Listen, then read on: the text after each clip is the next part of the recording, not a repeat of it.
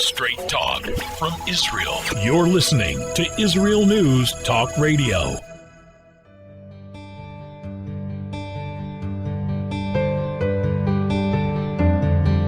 Hello and welcome to Soul Talk. This is Leora Mandel. I'll be joined with Rabbi David Aaron after the break. What's it like when you're all alone and you feel like the world is totally against you? Sometimes it's surprising. You were hoping you'd have more friends to support you through the challenge. You feel like you're doing the right thing. You thought you'd have more support for it. And amazingly enough, person after person tells you you're all wrong and you're all by yourself. And you maybe start questioning yourself and saying, am I doing the right thing? Am I right? Maybe I am wrong. Or maybe you strengthen yourself in realizing, I understand I'm doing the right thing. I just would be helpful. This is very difficult to be by myself here. It'd be helpful if I had some more support, more understanding, more people to back me up for the right thing that I'm doing. And to a great degree as a nation, I think there's times in our lives we've had this as individuals, but as a nation, as a Jewish nation right now, this is what we're going through. We're going through a very difficult time here in Israel, trying to fight evil, hoping, being a bit surprised that we don't have more support in the fight towards evil. And yet, far from having support, there have been so many nations and individuals that have been speaking up against us. And it's very challenging and very painful when you feel like you are doing the right thing. I'm not saying even in the right thing, there can't sometimes be times we have to reevaluate. And sometimes when people question us, it helps us reevaluate. Is this right? Why am I doing this? What is this all about? Is there any truth to the accusations? But it also helps us hopefully strengthen ourselves, because if we're not going to strengthen ourselves, then we can really crumble. It's very, very challenging when we feel like we're standing all alone. And as a nation right now, this is what we're going through. So the question is, when we are more alone than we'd like to be, when everything's fine, we don't feel this as much. But when all of a sudden we have to defend ourselves, we're in survival mode. We say this is the time you need friends, supporters, when you really are trying to survive, when you're trying to do what's right and you find that you're not having as many around you as you were hoping. This is the time where we really have to strengthen ourselves. And that's the question. What is our response? How can we strengthen ourselves to stay strong, even though to a great degree we're more alone than maybe we were expecting, definitely more than we were hoping? How do we analyze, evaluate ourselves as a nation? And even for each of us, a nation's made up of individuals. What is the thoughts? What are the thoughts we're supposed to be having, taking with us? How do we strengthen ourselves to stay strong in our convictions, in our morals, in our values, in our truth? Even if we can't convince the rest of the world, how do we stay strong within ourselves? And that's what I want to address with Rabbi Aaron after the break. Soul Talk, Rabbi David Aaron and Leora Mandel.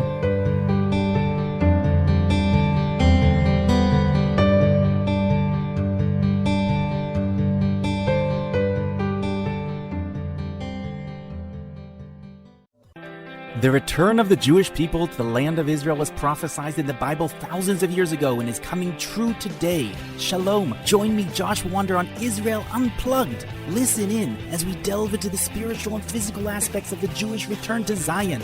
We'll discuss the biblically mandated, historic, and of course practical understandings of this incredible transition from exile to redemption. That's Israel Unplugged, every Monday on IsraelNewsTalkRadio.com.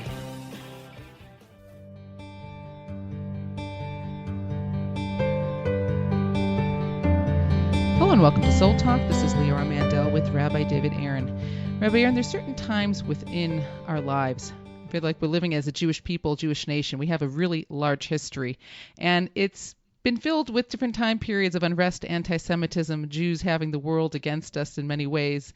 But then we live through a certain time where that really becomes very prevalent and paramount. We feel it. And definitely I feel like right now we're going through a time where Israel, the Jewish nation, are standing on one side of the world, and we have some supporters, but to a great degree, it feels like so much of the world is against us. And it's very challenging, especially when you understand what life is all about, what the truth is, what's right and wrong. When you feel like you're doing the right thing, you're trying your best, even bending over backwards to do so, and you have so many people against you, so many nations, the world against you, and we're experiencing this on a national level.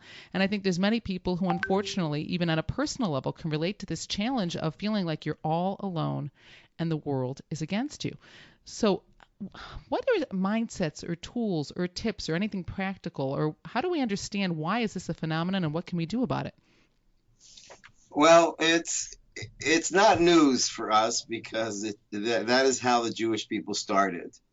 Abraham was referred to as the Ivri. Ivri literally means the man on the other from the other side. He was alone.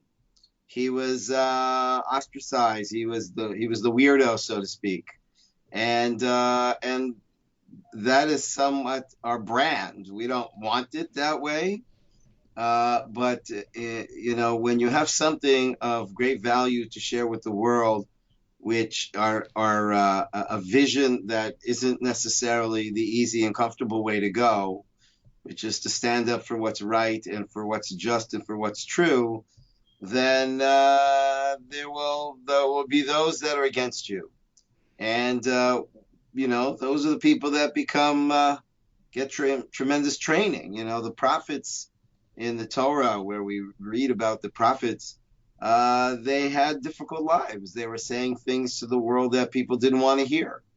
And when you get up and say something that people don't want to hear, then we shouldn't be surprised that we're alone. It's very, very powerful. I'm talking about a sense of Jewish history that we've gone through this before, but you bring this all the way back to Abraham, which is really the inception. He is the forefather of the Jewish people. So we're talking about from the first Ivri, as you're talking about Aver, the other side, the very first person, the forefather of everybody here. He already had many experiences, as I'm thinking about it, as you're pointing that out, where he was on one side of the world and so many people were against him when he was really trying to preach the truth of God and what God wanted in this world.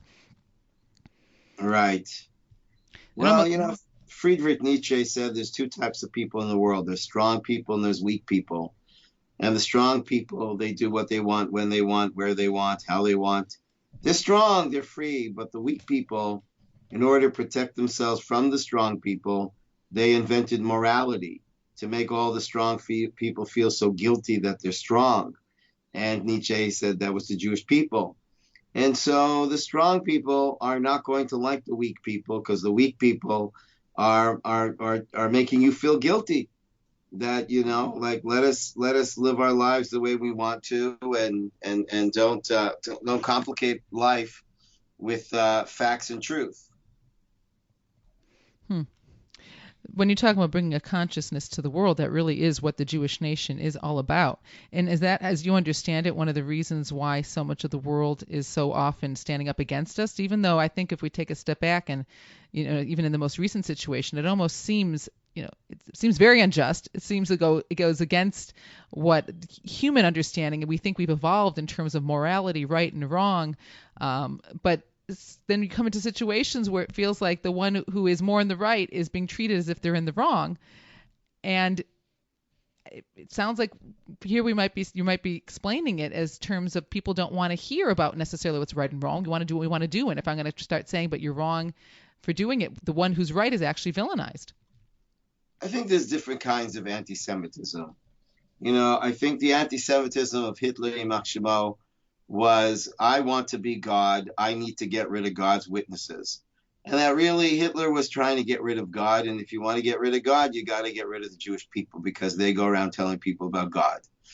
And so, and I think that's a very prevalent kind of anti-Semitism, that people don't like to hear what the Jewish people have to say. But on the other hand, I think there's another kind of anti-Semitism where there's people that hate the Jews because they feel the Jews are not living up to their mission, and want to hear them say what they have to say with greater confidence and with the interest of a tremendous care for the rest of mankind. And I know those are diametrically opposed. One is, we don't like what you have to say, and the other one is, we don't feel you're saying what you need to say loud enough and clear enough and care about us enough. But I once heard an interview with a fellow who was a rap artist with a lot of anti-Semitic lyrics. And when he was asked, do you hate Jews? And he said, no, I just hate the ones that don't keep the Torah. Wow. And so here's a man who felt like the ones that keep the Torah are living up to their mission and to their responsibility to mankind. So, but whatever way we perceive it, this is not new. Sadly, this is really not new. And, I think sometimes being isolated forces us to look at ourselves and realize that if we don't unite amongst ourselves, then the world will unite themselves amongst themselves against us. And maybe this is one of God's ways of getting the Jewish people to unite, because sadly, what unites people is not what we love together, but what threatens us together. So maybe that's what's going on. Maybe we got to look at ourselves and say, maybe this is an opportunity for us and a calling to us to unite. It is unfortunate that I feel like there's so many things that are unfortunate. We don't always appreciate, let's say, the gift of my finger until a finger hurts, and then all of a sudden every single day it doesn't hurt. I appreciate it. We don't appreciate the importance of uniting until, unfortunately, we're in a tough situation. We realize if we don't unite, then we're not going to be able to withstand the challenges that are facing us. It's also so interesting that I think so often we don't even recognize what are our values, what are our true morals, what do I really believe in with a passion until they're tested. If nothing's testing my value system or saying, questioning it, then I don't necessarily think about it all that much. And I think as much as it's uncomfortable when the world will stand up against the Jewish nation, to a great degree, it makes every single person in the nation have to really reevaluate and question ourselves, and then strengthen. Hopefully, the response is to strengthen our understanding of what the truth is and what we're standing up for. Yeah, I agree. And until the Jewish people are confident and clear that this is our land and this is where we are God sent to be, then we will be challenged. But it's like when your kid wants a candy. If you're not clear and the answer is no, as long as he thinks that there's a possibility for yes, he will fight with you until you are absolutely clear that no, you're not getting that candy. And I think the Jewish people have to be clear, this is our land and we're here to stay forever. It is true. And unfortunately, I think it's so often that it has to come, as you're pointing out, it has to come from the outside for someone to make us realize and question ourselves, to clarify that for ourselves is how much do I really believe in what I say? How much do I really, really believe in this? And I'll realize that more when someone from the outside is questioning me. I don't necessarily realize it as much if there isn't a challenge. I feel like you've pointed out in the past, too, that if I have faith in God, my faith means something if things are going well and easy, but it means a whole lot more when there's a challenge to that faith. That's really what faith is, when I'm challenged and yet I still maintain faith. Exactly. This sounds like it's very similar, too, that I can have a belief system, but if it's not challenged, then it means less than when it is challenged. I really have to reevaluate, and I still stand on the side of firmly with what I believe in, even if the whole world is against me on it. Yes, exactly. So it's interesting because I think so often when, the world's against a nation, even if a person in our own lives, someone's against us, the first response is always to turn on the other person of what's wrong with these people, or it's their problem. But I think in all these situations, there is some point of self-reflection that it's not about, everyone will say what they're going to say, but I have to turn inside and evaluate for myself and either strengthen myself or fall apart from what they're saying, but not get sidetracked and distracted by the accusation from the other side, which is, I think, so often the first response. Right. Well, a person of faith understands that things that happen don't happen on their own. There's a creator that guides and directs the show. And therefore, we always have to ask ourselves, what is this that's happening asking of us to change? I don't think we're going to change the world, but I think if we change ourselves, then maybe the world will change. But right now, we can't change the world. We can change ourselves, and we have to ask ourselves, what is it about ourselves that we need to change?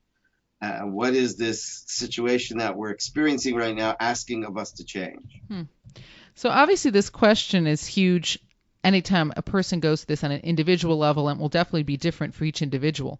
But if we're asking ourselves this question on a national level, is there, I'm not saying you're a prophet and you can know exactly what God's trying to tell us here, but what are some possible conclusions we can come to? I mean, one I think you actually already mentioned, which is huge, about the importance of uniting as a people.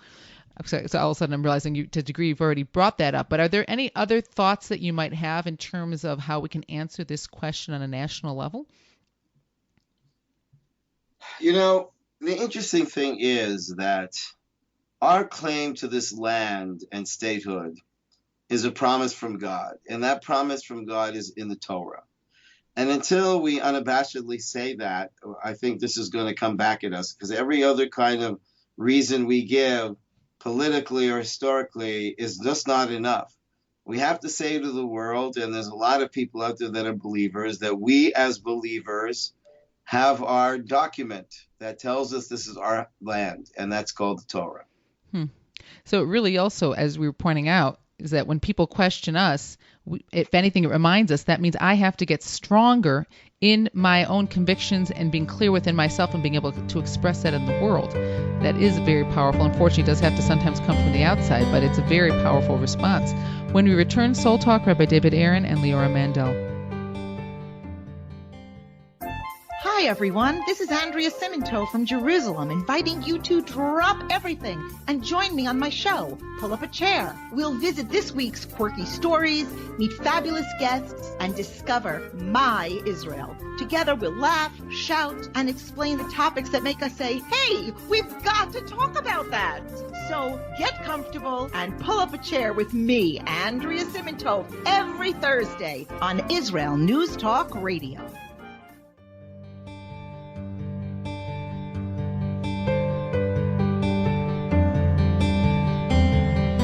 And welcome back to Soul Talk. Leora Mandel with Rabbi David Aaron. And as usual, Rabbi, giving some thoughts as you're sharing insights with us on the topic of, as even right now as a nation, we are really feeling alone. So much of the world is standing on the other side with accusations against us, and we really have to stick to our own understanding of morals, truth, values, Torah, what God wants, what is rightfully ours and rightfully our response to what's going on in the world.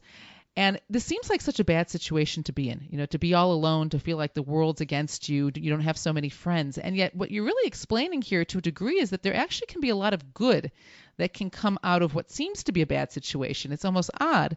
But as you're sharing that in certain ways, when the world is against you, it has to make you look inside and realize, okay, what do I believe in? Maybe I need to strengthen my own convictions.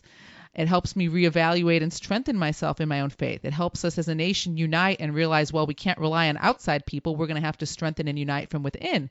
It's almost odd that what on the surface of it seems like it's puts us at such a weak spot does potentially can bring us more strength. Well, that's what happened in Egypt. When the Jewish people are in Egypt and they're being oppressed, we suddenly have this population explosion.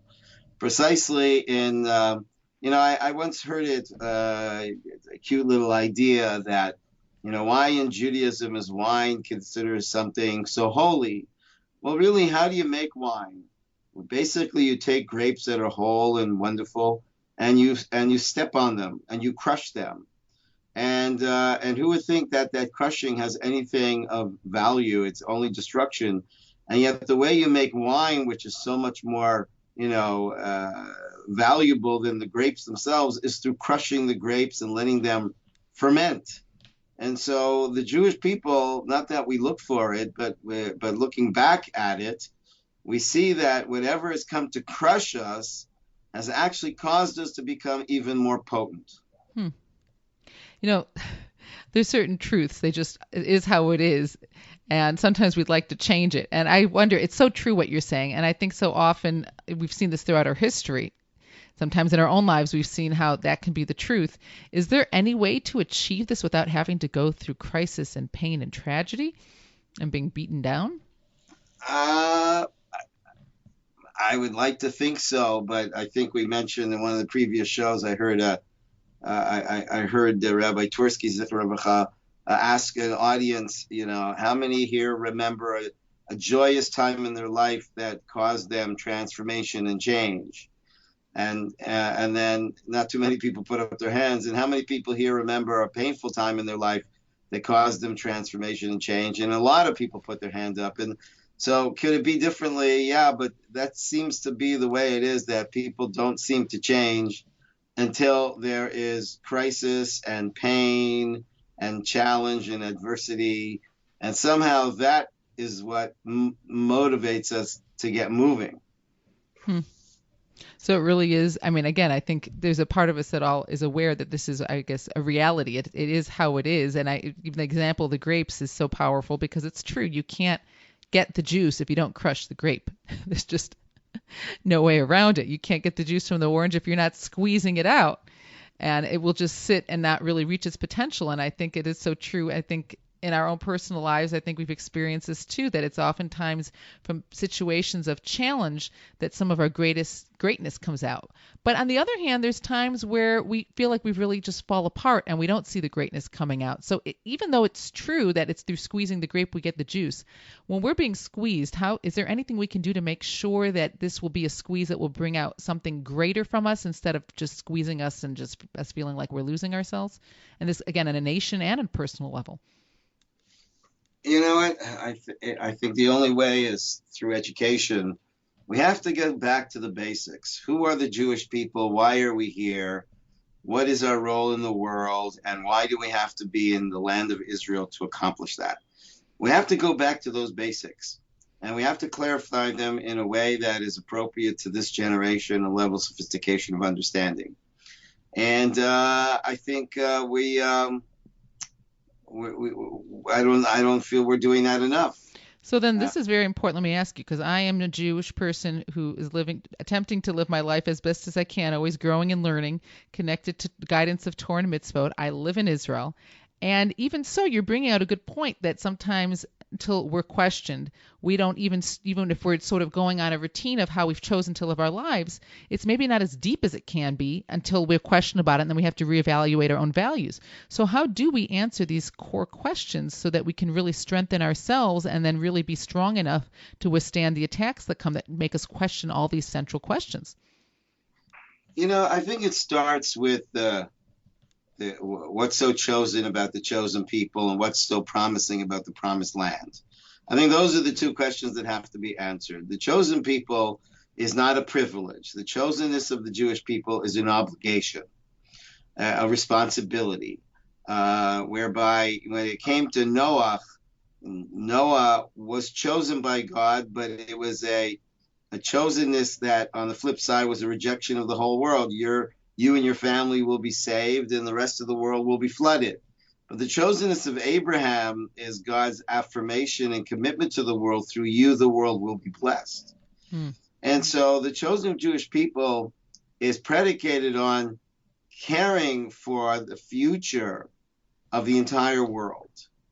And when we forget that, you know, even in the morning before we do our daily learning of Torah, one of the blessings that prepare us for learning Torah is Asher B'chabanu B'kol Amim V'Zolanu Torato. You have chosen us from amongst the nations and gave us the Torah. We have to learn the Torah with a mindset of a universal concern. And when we're immersed in our Judaism and it's very particular and it's about us, then I think this is what happens. We become challenged on why are we doing what we're doing, and we have to have a real sense that we are here to bring blessing to all of mankind. And that's why I said that I think there's I think one kind of anti-Semitism is people that are disappointed in us and angry at us, and you're letting us down. You're supposed to be leaders. You're supposed to be channels of blessings to all of us. And you don't seem to care about us enough.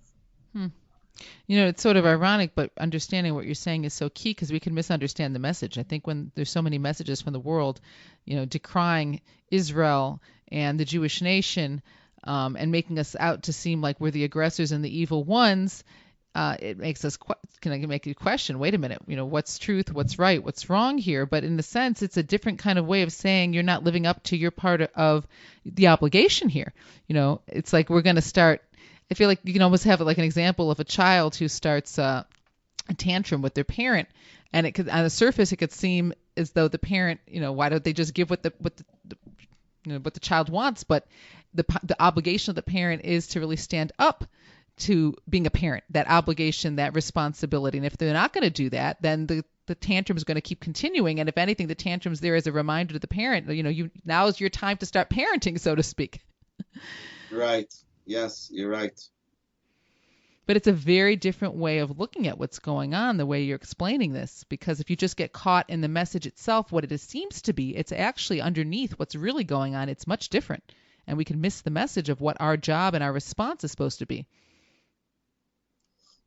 Right. And so it goes back, rather than complaining what's wrong with them, sometimes it's good to say, well, maybe since I can't really change them, maybe I have to look inside of me and say, what's wrong with me? Like, how is there anything I'm doing that's inviting this kind of attitude?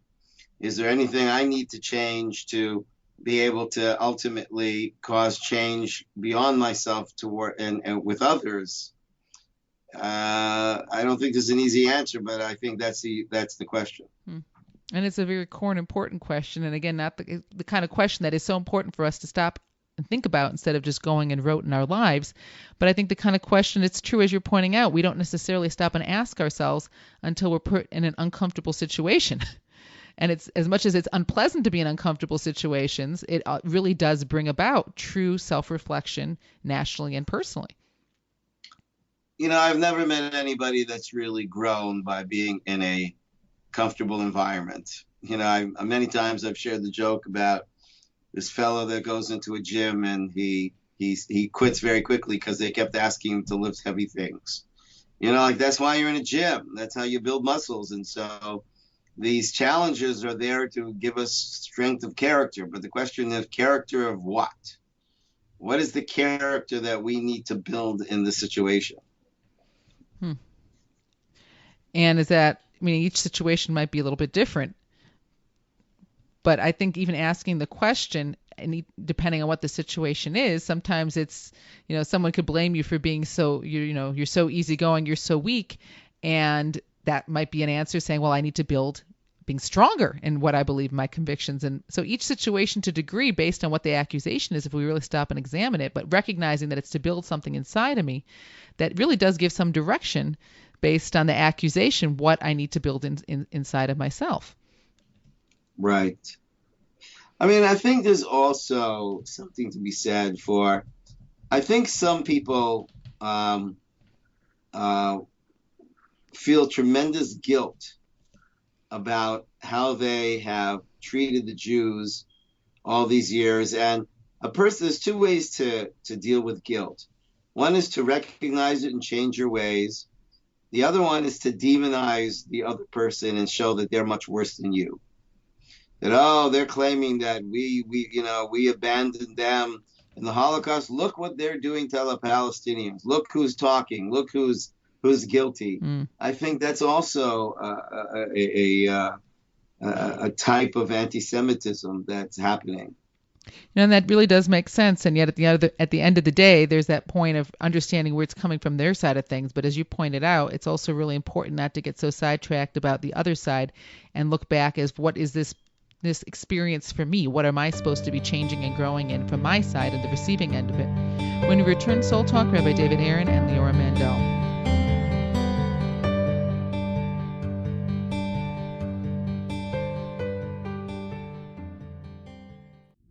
Are you interested in transforming your life, drawing closer to the Creator, and uncovering the deeper meanings and hidden treasures in the Hebrew Bible?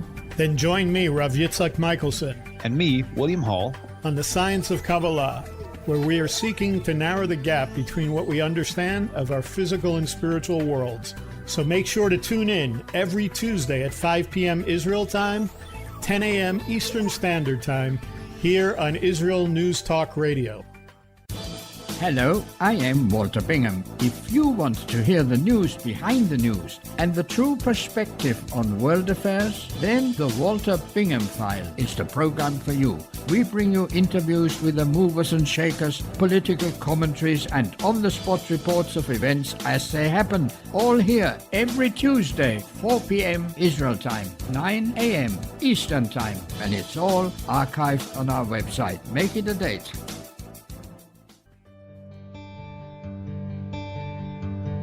Hello and welcome back to Soul Talk. Leora Mandel with Rabbi David Aaron, talking about the challenge of being alone in the world as a Jewish nation. Sometimes, again, we experience on an individual level, but nationally right now, I think we're going through this. And really a lot of very powerful insights you're sharing, and even seeing that there can be a lot of positive and good that comes out for us as a nation, a strengthening of a nation in unity, and thinking and really being clear on what is our purpose and mission. All these accusations against us have to make us reevaluate and strengthen ourselves in our own convictions. And you really went over and explained the obligation of being chosen as the Jewish nation. But you also mentioned the land of Israel itself, and that is right now at the heart of this. For so many years, anti-Semitism was to the Jewish nation generally, but right now Israel itself is at the heart of this. And so, again, I live here. I'm Jewish. I believe in this country. I believe in our purpose in being here. But even for myself, and I'm sure for many of us listening, why is Israel itself so important to the Jewish nation? Why is it so central? And how do we really need to strengthen ourselves in our understanding of its centrality so we can stand up to all the accusations against us? Well, so the concept of the Jewish people should not be confused as if it's we are chosen persons. Meaning, what's chosen about us is ourselves as a nation. What we've come to share with the world is not how to be a nice individual, but how to be a holy nation, and how God has to be part of national existence and operations, not just personal. Once upon a time there was that, what's called separation of church and state.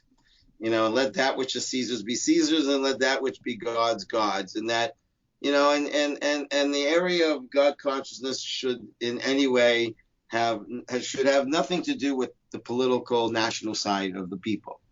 Our job is to show how a nation under the influence of God is built and run, and how God influences the economy of a nation, the politics of a nation, the military of the nation. And so sometimes people think Judaism is about, eating kosher, and it is, and keeping Shabbat, and it is, but that's because the individual is the cell that makes up the collective, which is the people. And we're here to be a chosen nation, not just a collection of chosen individuals. So a nation needs a land, so that you can show what it means to run a country under the influence of a connection to God. And that is really ultimately what the goal of the Jewish nation living in the land of Israel is, which I think is what makes this all the more painful.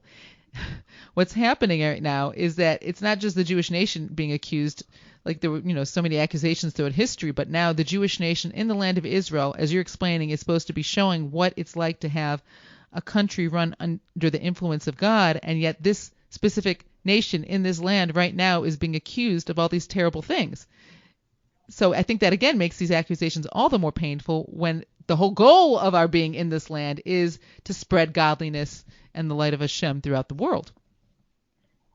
Well, part of demonstrating a tremendous stature of morality is the ability to hear critique of other people, or worse than critique, lies against us, and not stoop to their level and shoot back.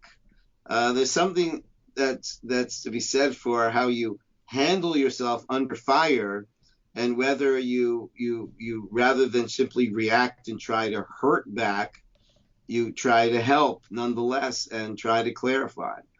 And so I think it's, again, a setup whereby the best of ourselves can come out because it's in the worst of times. And I'm really processing trying to process what you're saying, because I think, again, it's so different. Every time I think of a topic that I want to discuss with you, I have one way of how I'm thinking about it. And so often as we're continuing our conversation, it's like I totally change and work on changing to a different perspective, which changed the whole topic, turns it on its head. And this is a very good example, because it really brings out, once again, that there's so much positive that can come out of what seems to be such a negative situation. Even here, it almost feels like we're failing, because if we're supposed to be God's people representing, the influence of God here on earth, and it seems like we're not doing that because everyone's telling us we're not, but you're pointing out, actually, they're telling us we're not, enables us to become stronger in doing what we need to do. Right. Our sages describe the times of Messiah as Chevlei Mashiach, which is the birthing pains of Mashiach. And it's described like a woman giving birth, and how right before she gives birth are the most intense pain. And so in our tradition, we shouldn't be surprised that we are being, that we're experiencing, encountering tremendous pain, because we are coming close to the times of Mashiach. I mean, I believe we're in the times of Mashiach. We're coming close to the arrival of Mashiach, and that's coming close to the arrival of the baby. And right before the baby is born, there are rabbis that said that they don't want to be in the generation of Mashiach because the pain and the challenge will be so great.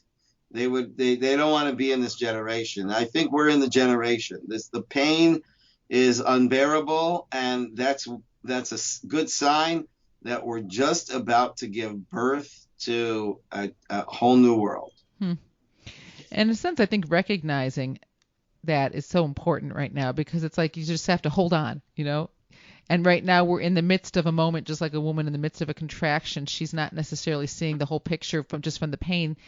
We can sort of lose track of what's this all about, even though we're in the process of it.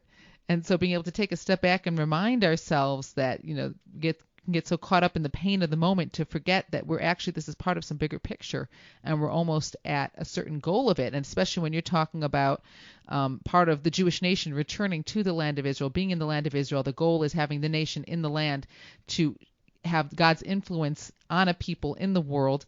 And it feels like almost like we're not accomplishing that, and yet at the same time, it's from what the world's trying to tell us. But as you pointed out, even with anti-Semitism, sometimes they're telling us that to help us strengthen ourselves and realigning ourselves to that mission. And the fact that we're here right now, it means we're actually a whole lot closer to that, because we weren't able to do that when we were not living in our land. Right. And it's important to also look at the bright side, how much more painful it was in the past. I mean, it's not like we are, lambs going to our slaughter in a concentration camp. That's done. No more of that. We're in our land. We have a mighty, mighty army with tremendous technology, and a thriving country.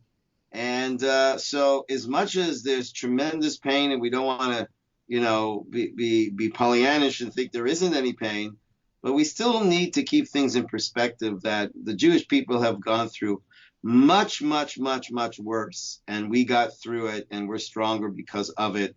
And we will get through this also, and not just simply survive from it, but we will thrive because of it. And perspective is so key here, because I think whenever, again, right now I'm talking about the national level, but still bringing in that individual personal side, when we feel alone, we feel like our world is potentially collapsing, or we don't have the support we were hoping we'd have in what we're going through. It could feel like, how much more of this can we take before we collapse? And it all just seems negative. And with the perspective you're giving, realize there's actually a lot of potential good and growth. It doesn't mean it's not painful. It doesn't mean it's not challenging. But the reevaluation of what's important to me, of my core values, evaluating any kind of accusations and giving it some thought to strengthen my own convictions inside, to say maybe this is something I need to work on and become a greater person from the challenge and the pain and the isolation I'm going. Meaning there's so much positive that can come through the pain. And I think, if anything, it's a reminder to all of us that we really need to help the positive come out, because if we're just going to have pain, isolation, and not let the positive potential come out of it, then that really is a waste of all the pain we've gone through. Right. We have to actively look for the opportunity, and that will help us access the opportunity. And there's a teaching in the Chassidus of Chabad, Tachshov tov yeh tov, think good and it'll be good. And I think some people think good and it'll be good is some like magical formula that we're going to change the plan of God, and if we think good, he's going to give us the good. But I'm wondering whether it means think good and it'll be good, because you will look at things with the eyes of good, and you'll find the good in whatever's happening, even when it feels so bad. And that really is a very, very powerful and practical suggestion here, because what you're saying here is we really need to focus on what is this asking of me, instead of getting sidetracked by, let's say, accusations, the situation, the other people. And this, as you're pointing out here, even in a situation that seems like it could just all be bad, you've given such a perspective change to realize how even in challenge there really can be so good. But we have to, I like what you said, you have to actively look for opportunity. And I think sometimes we have to actively look for good, because you know what, sometimes it's obvious and we don't grow from it, we don't learn from it, we don't tap into it. Sometimes it's not obvious, and if we search for it, actively look for it, the potential that can come out of the challenging situation by finding the good and the opportunity can be huge. Right. And we, you know, as the saying goes, if God brings you to it, God will get you through it. Now the question is, do I think God brought me to it? If God brought me to it, then he's going to get me through it. If I think all this is just haphazard and it's just political and there isn't really a spiritual story happening here, well, so then that's the way I see it, and that's what will come out of it. But if I have the attitude that all this is the will of the mastermind of the universe, and everything is being orchestrated to bring out of us our best and most powerful side of ourselves to make the greatest contribution to the world, then that's what's going to happen. And that really is such a central point. When we feel all alone, ultimately, we're really not alone, because this also helps us strengthen our conviction and understanding, is how much do I believe, as you're pointing out, that God is in this picture. And if I really believe and strengthen myself in connecting to God in this picture, then I'm not alone, because God, who is the most important being, the creator of the world, with the full picture of what's going to be, is in this picture, then we have tremendous strength, and so much strength can come out of us. I want to thank you all for joining us. Soul Talk, Rabbi David Aaron and Leora Mandel. If you love Israel News Talk Radio, then you'll love our Facebook page. We keep you up to date on what's happening in Israel, plus little surprise treasures that we don't share on the radio. Go now to follow us on Facebook. Just look for the Israel News Talk Radio Facebook page, and don't forget to subscribe and follow us by clicking on the like button.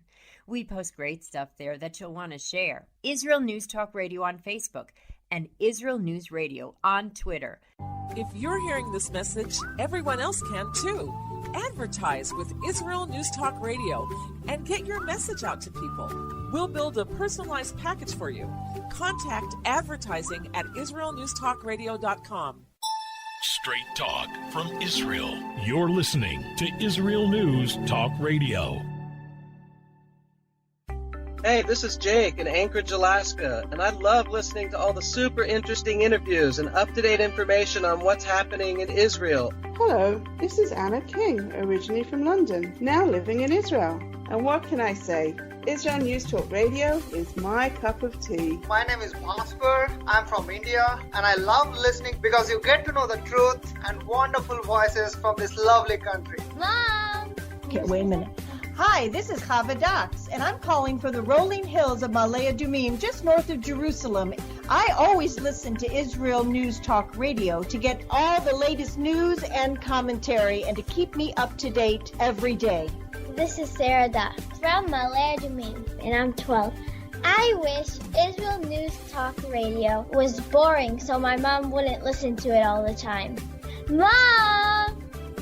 You're listening to Israel News Talk Radio. News, opinion, and more. You're listening to Israel News Talk Radio.